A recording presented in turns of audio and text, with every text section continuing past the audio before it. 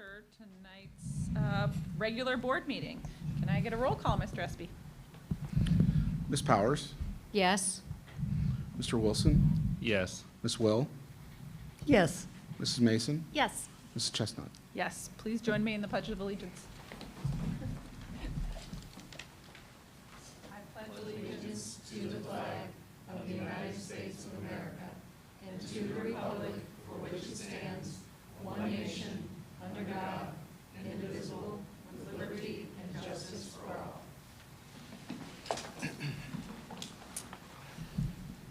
Can I get a motion to approve the agenda for this evening? So moved. Second. Any discussion? Please call the roll. Ms. Powers? Yes. Mr. Wilson? Yes. Ms. Will? Yes. Mrs. Mason? Yes. Mrs. Chestnut? Yes. Can I get a motion to approve the board meeting, the minutes from the board meeting, June 20th, 2024? So moved. Second. Any questions, comments? Call the roll. Ms. Powers? Yes. Mr. Wilson? Yes. Ms. Will? Yes. Mrs. Mason? Yes. Mrs. Chestnut? Yes. Do we have any public commentary for this evening? No. Okay, on to the next. Board of Education Business. Are these consent, or no, just individual? We'll just do an individual. Can I get a motion to approve the contract with the Milford Classified Employees Association as attached? So moved. Second. Questions, comments? It's just a part of our negotiations with MCEA. Went very well, and I think it's a great contract for the district. I think, and for the employees, it does provide them with a 2% increase. Great. Questions, comments? Okay, please call the roll. Ms. Powers? Yes. Mr. Wilson? Yes. Ms. Will? Yes. Mrs. Mason? Yes. Mrs. Chestnut? Yes. Can I get a motion to approve the superintendent's contract amendment as attached? So moved. Second. We got a first and a second. Any comments, or I was going to say a few words? It's to approve John's. This is John okay. Spicer's. Yeah, I did want to just say something short that I wrote up here, if that's okay with the Please. board. Yeah, so, I know we often put through these contract approvals, and then it sometimes comes back as if we don't put a whole lot of thought into these things, which I know we absolutely do. And something that I always do state is that we also discuss these things in our committee meetings at length. So, I wrote a little thing about John here just to reinforce, what he means to the district and why we approve this. So, John's has shown incredible leadership through COVID. When we had 2 board members resign suddenly at the end of 2023, John stayed calm and focused, providing the stability we all needed. John is always available, whether for a quick chat or a detailed meeting. He really gets our district and knows our employees inside and out, which helps him make great decisions when things get tricky. And his commitment to academic excellence and innovation has been a constant. This past year, we've seen achievements in graduation rates, grades, safety, sports, fine arts, and STEM, all under John's leadership. So even with budget cuts and staff reductions, John's managed to keep things running smoothly. That said, it is important that we make sure our staff has a manageable workload and clear roles. Providing training or restructuring work as needed will keep everybody productive and happy. So the last thing is John's involvement in the community, is something I truly admire with John. He's always at school events and takes part in activities like the Polar Bear Plunge, which supports the Special Olympics. This kind of engagement shows his dedication to our community and the values we stand for. Plus, he's a big supporter of mental health for both students and staff, backing programs like the Reset program and staff wellness events. So I just wanted to say those things about John because he's an incredible asset to this district. And even when you're going through challenges like we have in front of us, we need strong leadership, and it's well earned. Yes. Anybody else? I wanted to reiterate much of what Mr. Wilson said. We really appreciate the work that you've done for the district. We've had a lot of things pop up and you're always available. I was going to read the last summary. This was actually a comment from somebody who submitted some feedback. And it says, the last few months have been full of hard decision and it appears everyone's rowing in the same direction. There are fewer distractions for our team and the focus is on the work. So I think that really kind of bundled it all up. So we appreciate your work. Yeah. I just want to say thank you. I'm humbled. Was certainly not expecting any of that, but like it doesn't happen without the team. I mean, it's the teachers, our principals, our classified staff, custodians, everybody, food service. I mean, it's truly a collective. So I understand the role, and I'm the leader of the district, but it really doesn't happen without them. So thank you. All right. No more comments? Can you call the roll? Ms. Powers? Yes. Mr. Wilson? Yes. Ms. Will? Yes. Mrs. Mason? Yes. Mrs. Chestnut? Yes.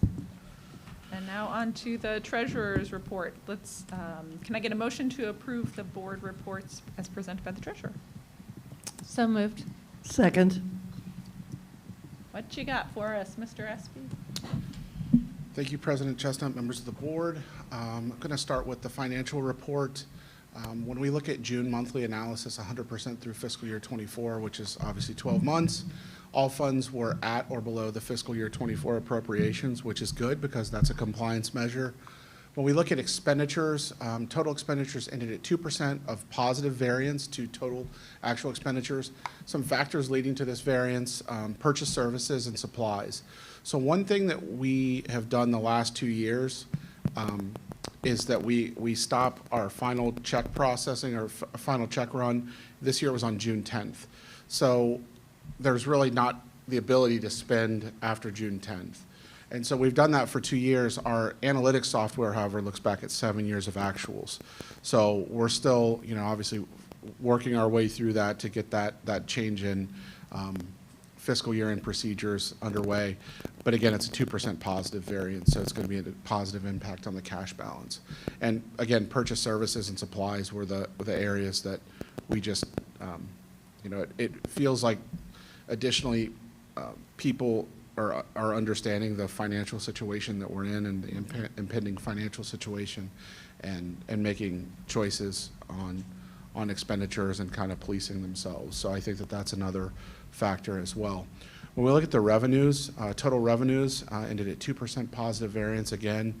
This was due to TIF funds. We actually received a slightly increase in TIF funds. If you remember, there was that resolution where we brought in the TIF funds all to the general fund and did not prorate them out to the PI fund or the bond fund. And then as well as investment income leading to a positive variance. We look at the operating fund, that should be June month to date is $218,534.77, fiscal year to date of $1.881 million. Bond COPS fund is June month to date $606,888.11, or fiscal year to date of $3,976,088.01. Are there any questions on that?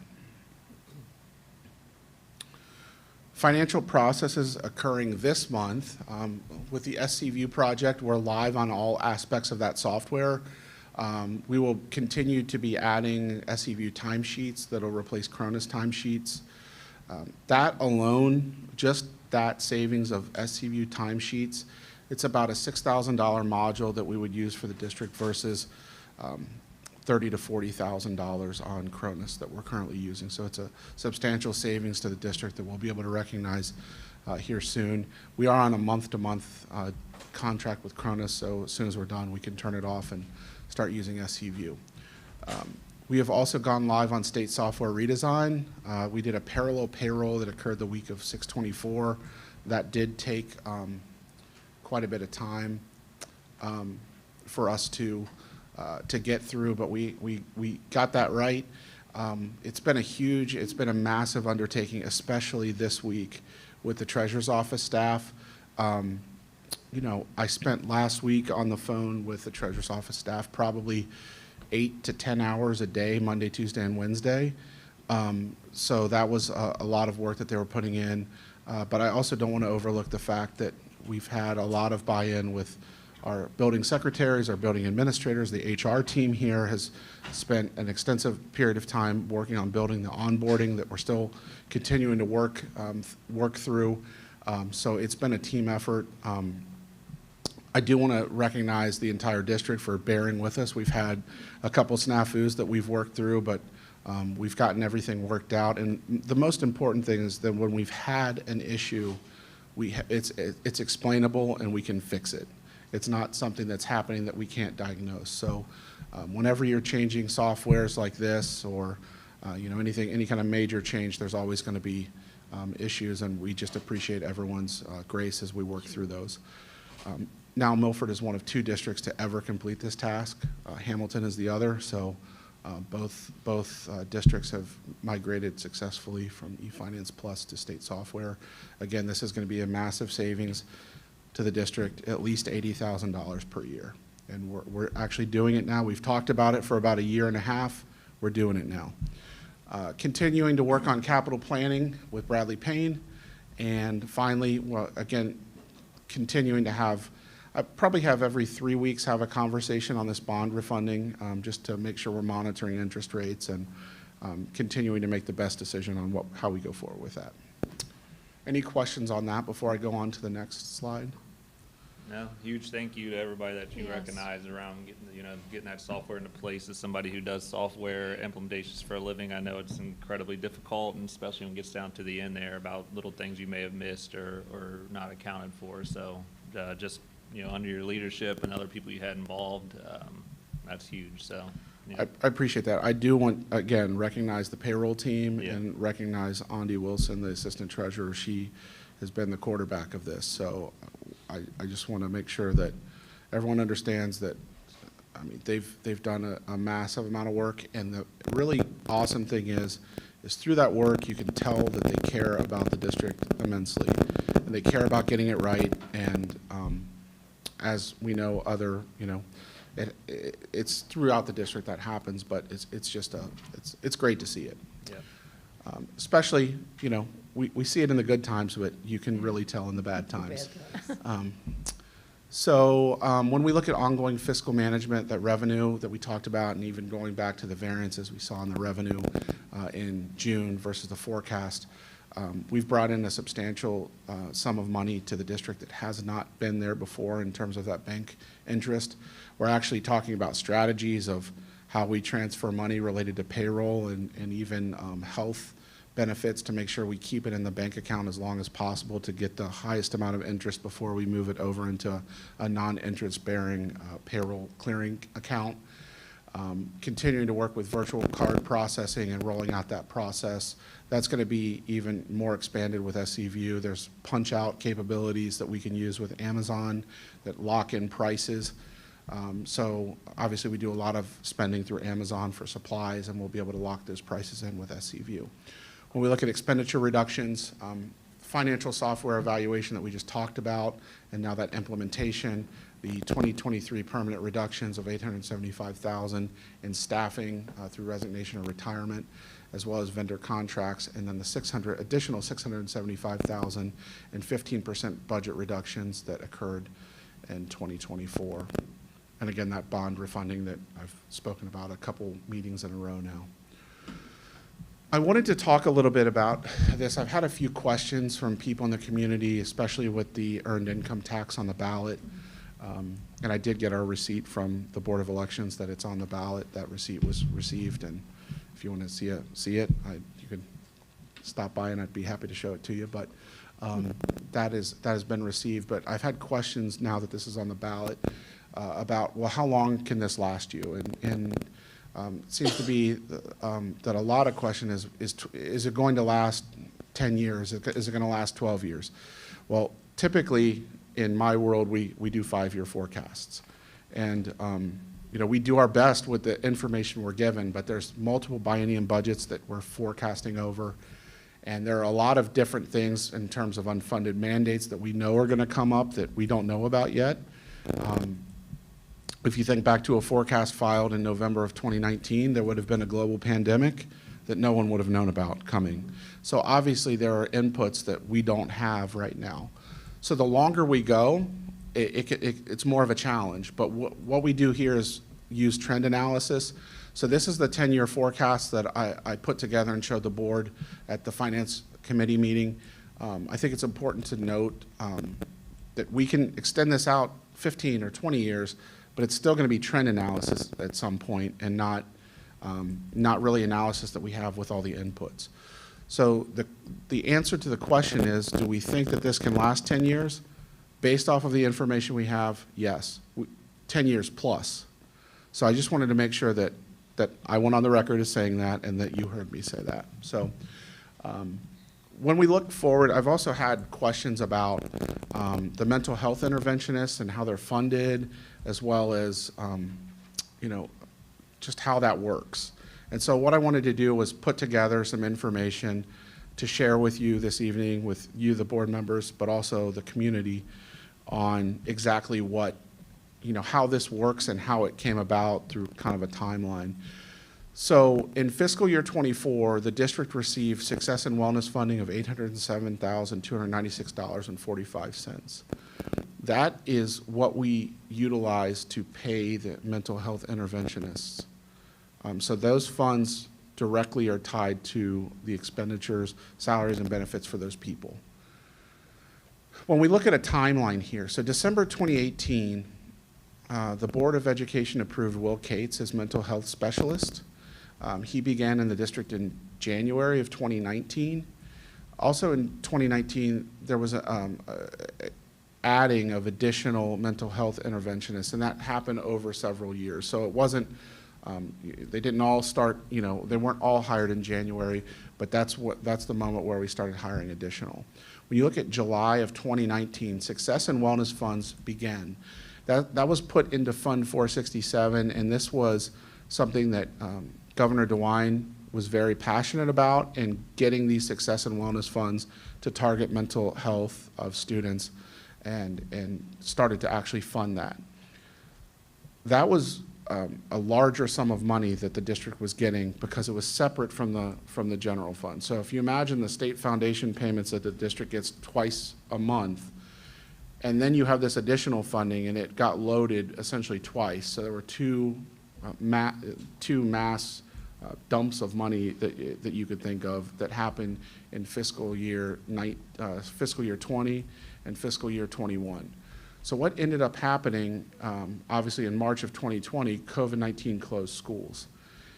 In May through August of 2020, the federal government, by way of Ohio, started rolling out ESSER funds, and those were tied to COVID-related needs for the district, and also to continue to be able to pay staff and be able to function in the new normal that we were living in at that time. Those funds now, once we get through December of this year, will be completely spent and spent out and done.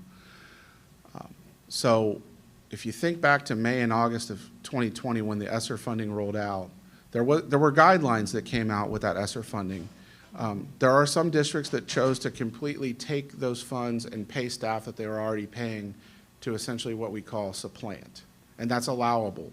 So you could do that with funds that you are already spending. You could take that those ESSER funds and use them. Additionally, districts decided to add staff. Here in Milford, not many staff were added. It was actually really driven more towards things and processes that we needed to have done. Some things were dividers to keep kids safe and have dividers. There was also needs for cleaning products and cleaning items, also correcting, or not correcting, but upgrading HVAC systems and things of that nature. There was some ESSER funding that went towards MHIs. So flash forward to July of 2021, when we began the Fair School Funding Plan. When that started, the money that had been coming into the 467 fund, the initial success and wellness funds, got brought into the general fund. And this is where we started getting way less funds in success and wellness that lead to that $807,000 that you see at the top. But still, those funds are being utilized to pay the MHIs, which is what we're required to do with that money. So it's important to note there are a lot of factors, and this is even playing back into my 5-year or 10-year forecast, a lot of factors. We didn't know that COVID was going to happen. We didn't know ESSER funding was going to come out. We didn't know that the fair school funding was going to be implemented. So when you put all these together, it's easy to, I guess, Monday morning quarterback, well, you should have done this or should have done that back in 2019. But there are a lot of factors that go in, and this is just some of them. I just wanted to make sure everyone understood kind of how we came to where we are, the chronological order in which it happened, and how MHIs are being paid and what funding source that's coming from. Any questions on that? I think that brings the end of my board report. Okay. Any other questions, comments on anything else we heard from Mr. Espy? Okay. Call the roll for approval of your board report. Ms. Powers? Yes. Mr. Wilson? Yes. Ms. Will? Yes. Mrs. Mason? Yes. Mrs. Chestnut? Yes. Can I have a motion to approve the contracts as listed in the agenda? So moved. Second. Anybody have questions about the contracts? Comments? Just wanted to say again, this is procedural, that we have to bring them to you. They're over 25,000, or they're multi-year. These happen to all be 1 years, however. Okay. And they were all budgeted, they were all included in the budget, there weren't any surprises? Yes, they're all part of the forecast. Okay. Any other comments? Okay, call the roll.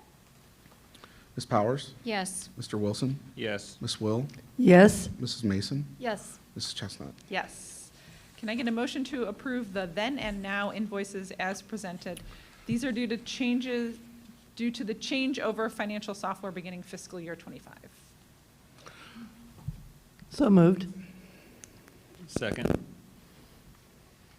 Just want to point out that we closed every open PO that we had. Typically, you have somewhere between $1 and $2 million of carryover. We would have more than that because we have a construction process going on right now. But we closed them all, we opened them all, so obviously there are going to be invoices coming in May and June that were tied to the previous year. So I'm just asking you to approve all of those so we can be compliant with state law. Yes, please pay the contractors. Thank you. Okay. Any other questions? Call the roll. Ms. Powers? Yes. Mr. Wilson? Yes. Ms. Will? Yes. Mrs. Mason? Yes. Mrs. Chestnut? Yes. Can I get a motion to approve the student activity budgets as presented? So moved. Second. Questions, comments? Okay, call the roll. Ms. Powers? Yes. Mr. Wilson? Yes. Ms. Will? Yes. Mrs. Mason? Yes. Mrs. Chestnut? Yes. On to superintendent's business, Mr. Spicer.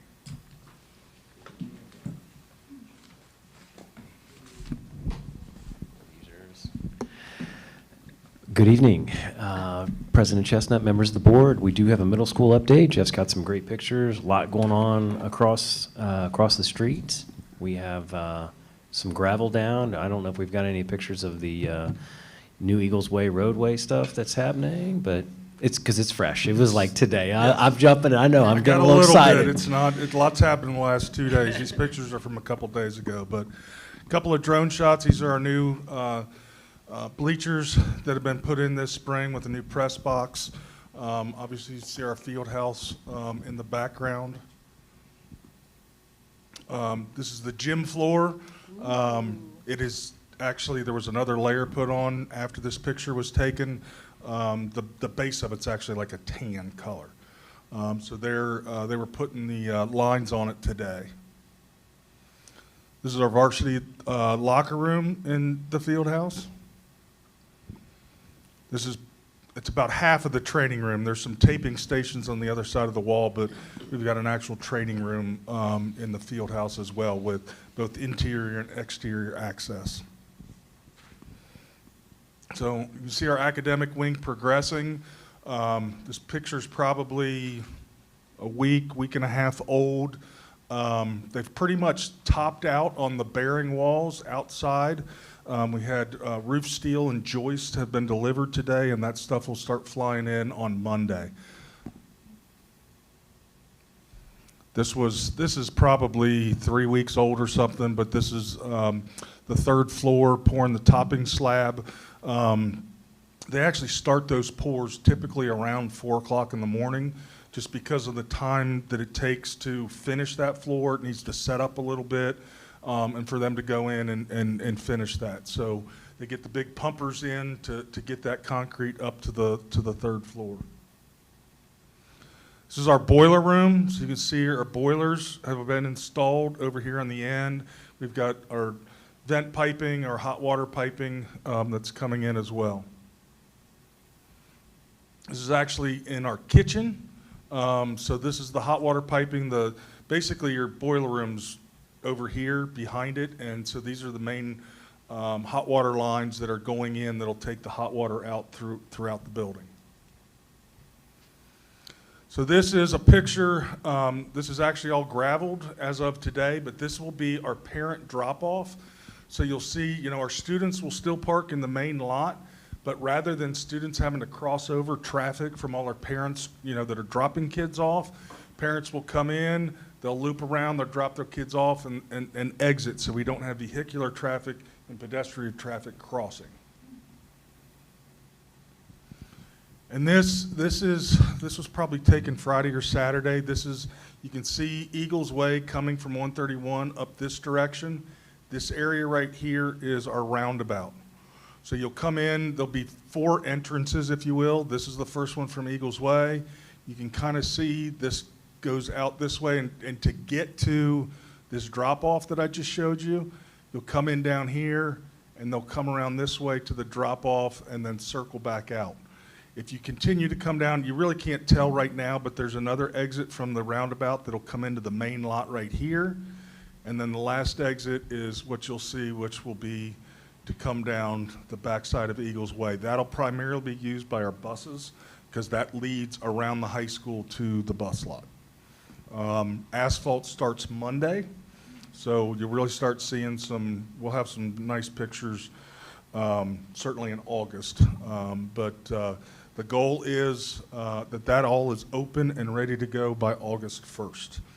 Kind of, I won't say surprised, but getting our contractors to realize that they look at the calendar and go, wow, school starts August 14th. Or I'm not sure, is it the 14th? Yes. August 14th, sorry. Well, teachers show up 5 days before that. But all our athletics start August 1st. You've got open houses. You've got schedule pickup. You've got, I said school starts, for our purposes, on August 1st. So that's our goal. Everything looks good to make that happen.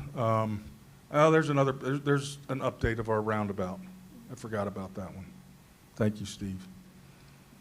So you can kind of see this is the lead in to tie into the main lot right through here.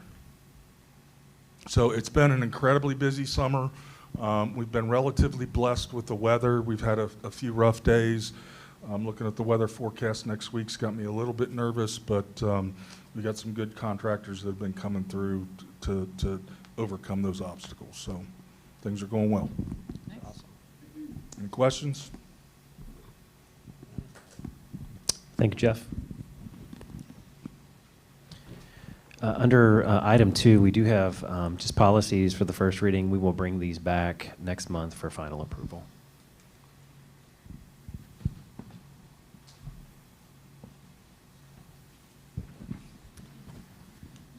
Okay, on to human resources, and is this consent for all 5? Yes. Okay. Can I get a motion to approve the human resources items 1 through 5? So moved. Second. Thank you. Do we want to talk about a couple of this? Yes, we definitely have a Yes. few here. First and foremost, I'd like to just thank Vicki Todd for 25 years of service to the district. We also have in the audience, we have Christy Gregory, we have Parker Brown. Jenny's going to say a few words about them. But before we say those fine words, Jenny, we're going to let them vote. We'll let them vote, and then we'll go from there. Right. Any questions before we take a vote? Okay, Mr. Espy, call the roll. Ms. Powers? Yes. Mr. Wilson? Yes. Ms. Will? Yes. Mrs. Mason? Yes. Mrs. Chestnut? Yes. Welcome. And we didn't plan our outfits. I know, right? It's like a I thought flip-flop. if Parker came in with black pants and a white shirt, I was going to be really nervous, but. Yeah. All right, President Chestnut and members of the board, we appreciate your approval of our recommendation for Mr. Parker Brown to serve as Milford's next Director of Communications and Public Relations. I'm excited to officially introduce him to our school community. So if you want to come stand by me, I'll give a quick background on Parker. So Parker, if you just approved, you know his name was Douglas Brown, so that is correct, but he goes by Parker, so we will be calling him that. Board members Will and Board member Mason, along with members of our central office team, conducted a comprehensive process in the search for this position and, more importantly, the needs of our school community. We had a strong candidate pool of over 30 applicants. Mr. Brown has a Bachelor's of Science degree from the University of Tennessee in Communications, Journalism, and Electronic Media, and comes to us from Cincinnati Public Schools as a communication specialist, where he has served since 2022. He brings a great depth of knowledge about social media management, content creation, and strategic communications, along with a high level of enthusiasm to target our amazing story. We look forward to his expertise and leadership in providing our entire school community with accurate and informative information, as well as showcasing the daily grind and authentic work of our students and staff throughout the district. Welcome, Mr. Brown. I'll say a few words. I prepared a short speech, so not very short. So thank you for the opportunity to join Milford Schools as your new Director of Communications and Public Relations. Education has always been a cornerstone of my life. My grandmother, my mother, and even my wife today is an educator. Though I won't be teaching in the classroom setting, you can still expect to see me in your buildings, whether it's communicating with staff members or engaging with students. So thank you again. I'm thrilled to get started and can't wait to share the amazing stories and all the achievements happening here at Milford. Thank you.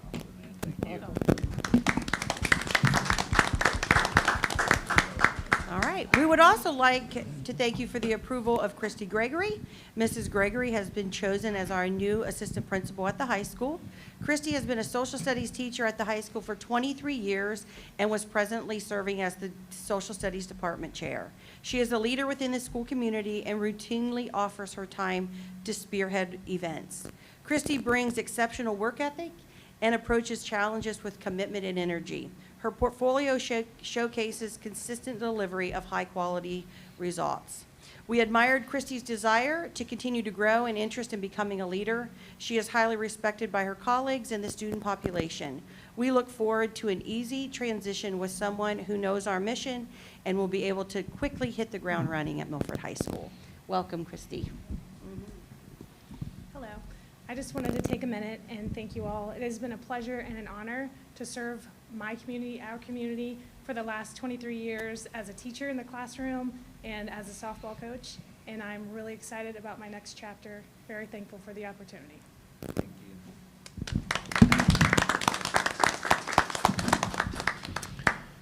I would also be remiss if I didn't highlight Melinda Briggs, no stranger to Milford, but Melinda is in the interim. She's going to be with us for a few weeks, and then also will help transition Parker as well. So we're delighted to have Melinda and grateful that she will serve us again. Thank you. I would just like to say, as part of the interview process for our communications director, I'm really excited about having Parker be our communications director because he shows such passion in the stories that he told in his past job with CPS. You can tell that he really loves the students, the teachers, and education in general. So I'm very excited to see what he can do for us at Milford in helping us tell our great stories as well. It was my pleasure to be on that committee as well, and all I can say is ditto. I was going to say, I looked at some of your work, Mr. Spicer shared some of your work, and I can see why you are our top choice. It was very fun to read the story, watch the stories, and see you interact with the students, especially students with autism. I like how you really engaged with them. Yes. And then Mrs. Gregory, welcome. I don't know that I said welcome because you've been around for a while, but we really appreciate stepping in. And I really appreciate that over the last year we've had some needs in athletics, and you've been willing to step in and help us, and always been such a great coach from that. And so it's very clear that you are passionate about Milford, and we're glad you're at the high school. Thank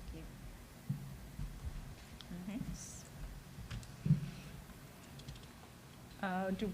Already voted. We're on, So we're on to curriculum. G1. There we go. Can I get a motion to approve the curriculum pay as listed? So moved. Second. Does anyone have any questions for Mr. Daniels? Okay, can I take the roll? Ms. Powers? Yes. Mr. Wilson? Yes. Ms. Will? Yes. Mrs. Mason? Yes. Mrs. Chestnut? Yes. Can I get a motion to approve the curriculum pay for the science of reading, or the science of reading stipends? So moved. Second. My one comment, well, I have two comments here. First of all, where is the funding coming from for the science of reading? Well, I have an answer for that. I just wanted to, I'm really glad you asked that question. Thank you, President Chestnut, members of the board, because as you could see, if you were to look at the number of certified staff members that we have who are teachers, forward-facing teachers in the classroom, or a teacher on assignment, or even I think about our gifted or our EL staff, this is a significant investment for the district. The good news is I know that people read our agendas, but I wanted to take a moment to say the exciting part about the science of reading is it's fully funded in its entirety through the governor's science of reading work, and that was established and passed by the legislature in House Bill 33. What's nice about this is, one, we've been talking about it for a while, but this work is relevant to our certified staff. And if you were to ask an employer, whether it's a military recruiter, a post-secondary staff member, or even someone who walks right into the career workplace, the ability to read, write, and speak about complex topics is a non-negotiable for anyone looking to excel beyond Milford High School. So both applicable and fully paid for. So over the summer, we have staff members across the district who are engaging in this work. It is tied to their area certification. So some staff members are doing 22 hours, and some are doing 7.5 hours. It just depends on where you fall and what your certification is. And this is preschool through 12th grade. And there are 6 pathways for our teaching staff. It is important, I think, that our administrators are working alongside of the teachers, but they are not being compensated. That is not part of House Bill 33. You will not see any stipends for our administrators. Our elementary principals have been working monthly. They come in, we're working, they are working, and several of us are doing letters. That is the same training that our early literacy team is doing across the district. So they're doing that over the next 2 years. And then our secondary principals are doing Pathway F, which is about 7.5 hours for them to get up to speed. The stipends range from $400 to $1,200. That would be a huge hit for the district. Just to give you an example, as of right now, we have 300 folks that we're verifying their certificates and that they completed the right pathway. And I want to thank Kelly Ellison, who's working beside us. The only cost to the district is, of course, time and energy to verify each certificate and correct pathway, and we will work with Mr. Espy and the team, the payroll team, to execute the payment. I wanted to again share to our community that the district is not shouldering the cost of these stipends. These are fully funded. Mr. Espy knows more than I, but it does include the retirement and Medicare taxes? Yes. Yes, I got it right. And then lastly, I'm just grateful that our teachers can do this over the summer. Our teachers learn and grow every summer. You know, they are reflective by nature about how their year went, what they want to improve on, and so they are working hard to learn and grow as they do every year. And as a district, we're committed to providing and promoting opportunities for our staff to learn, because we firmly believe when adults stop learning, kids stop growing. So again, for our community, fully funded by Ohio, relevant to what their children are doing daily and to the practices of our staff. So thank you for the few minutes to share, because I didn't want the community to think we were giving hundreds of thousands of dollars in stipends, because they are not. They're coming from the state of Ohio. I ran into my neighbor who teaches in another district. I emailed this to Mr. Daniels and Mr. Spicer, but she is a reading teacher in another district, and she said she must be doing the 22 hours, because she did say it was pretty lengthy, but she said this is the best training that she's done ever. And so that says a lot, because she's been teaching for well over 20 years. So that made me feel good, because I don't always know that legislators really know education when they put things on the book. So I was happy that came together, that they gave us a good program, that they're funding the program, and that staff are finding it helpful. It is refreshing to have a mandated program with funding. Yeah, that is refreshing. Great. Do we still need to approve that? We call the roll for that one? Yes. Okay, call the roll. Ms. Powers? Yes. Mr. Wilson? Yes. Ms. Will? Yes, Mrs. Mason? Yes. Mrs. Chestnut? Yes. Can I get a motion to approve the school lunch costs for school year 24-25? So moved. Second. Any questions? Comments? Okay. Call the roll. Ms. Powers? Yes. Mr. Wilson? Yes. Ms. Will? yes, Mrs. Mason? Yes. Mrs. Chestnut? Yes. Can I get a motion to deem transportation impracticable for the students listed for the 24-25 school year? And with the new legislation, going forward, we only have to approve students once, as long as they live at the same place and attend the same school. Correct. Okay. Can I- So moved. Second. Thank you. Other questions, comments? Nope. Okay, call the roll. Ms. Powers? Yes. Mr. Wilson? Yes. Ms. Will? yes. Mrs. Mason? Yes. Mrs. Chestnut? Yes. Do we have any public participation? No. Okay. We are on to discussion. Would we like Mr. Spicer to, do you have a discussion? I'm good. You're good? Okay. Any other board members? I don't have any discussion now, just what I had Okay. earlier. Great. Next regular board meeting is scheduled for August 15th at 6 p.m. at the Milford School Administrative Office, which is this building, 1099 State Route 131, Milford, Ohio, 45150. Can I get a motion to adjourn? So moved. Second. Call the roll. Ms. Powers? Yes. Mr. Wilson? Yes. Ms. Will? Yes. Mrs. Mason? Yes. Mrs. Chestnut? Yes.